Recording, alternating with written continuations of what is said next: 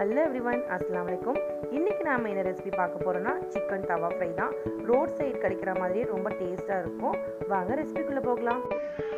First chicken marinate பண்ணுறதுக்கு உப்பு போட்டுக்கலாம்.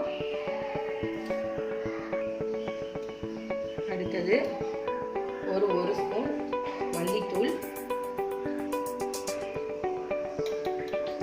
ஒரு ஸ்பூன் மிளகாய்த்தூள்,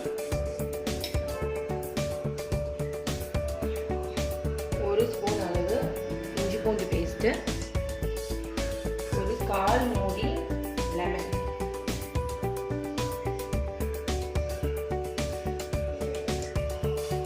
ஒரு பிஞ்ச் கரம் மசாலா. இது ஆப்ஷனல் தான், போடலைனாலும் பரவாயில்ல. அடுத்து இது எல்லாத்தையும் நாம் சேர்த்து மேரினேட் பண்ணிடலாம்.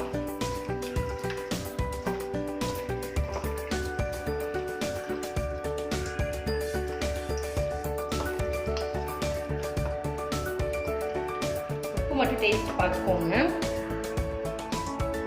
10 நிமிஷம் ஊறியாச்சு. இப்போ நாம் இதை பொரிச்சிடலாம்.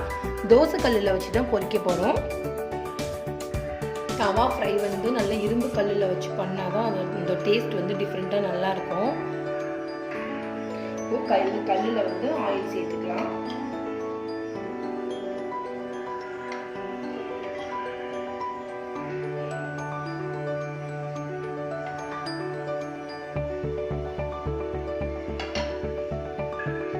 கொஞ்சம் கொஞ்சமாக எல்லா சிக்கனையும் இதில் போடலாம்.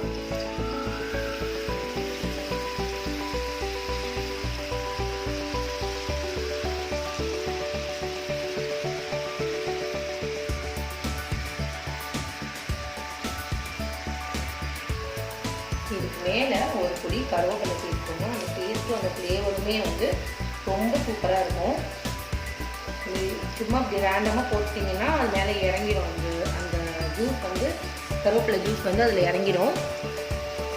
ஒரு சைடு நல்லா ஃப்ரை ஆனதும் இன்னொரு சைடு அது திருப்பி போடலாம். அடுத்ததாக இது மேலே கொஞ்சமாக ஆனியன் சேர்த்துக்கலாம்.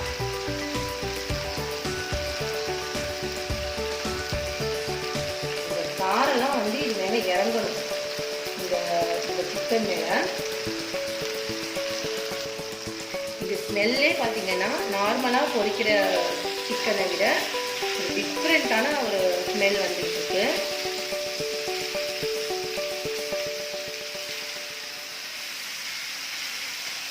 இந்த வெங்காயம் இந்த கருவேப்பிலை எல்லாம் சேர்ந்து ஒரு டிஃப்ரெண்ட்டான ஒரு ஸ்மெல் வருதுல.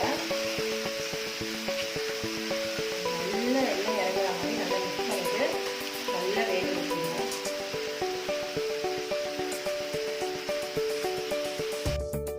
இவ்வளோதான் நம்மளோட சூப்பரான தவா ஃப்ரை ரெடி ஆயிடுச்சு. இது அப்படியே டேஸ்ட்டும் வாசனை எல்லாமே ரோட் சைடு சாப்பிட்ற மாதிரியே இருந்துச்சு. அவ்வளோ நல்லா இருந்துச்சு. கண்டிப்பாக நீங்கள் ட்ரை பண்ணி பாருங்கள். உங்கள் ஃபீட்பேக் எனக்கு சொல்லுங்கள். என் சேனல் உங்களுக்கு பிடிச்சிருந்துச்சின்னா மறக்காமல் வகிதாஸ் கிச்சனுக்கு சப்ஸ்கிரைப் பண்ணுங்கள். தேங்க்ஸ் ஃபார் வாட்சிங்.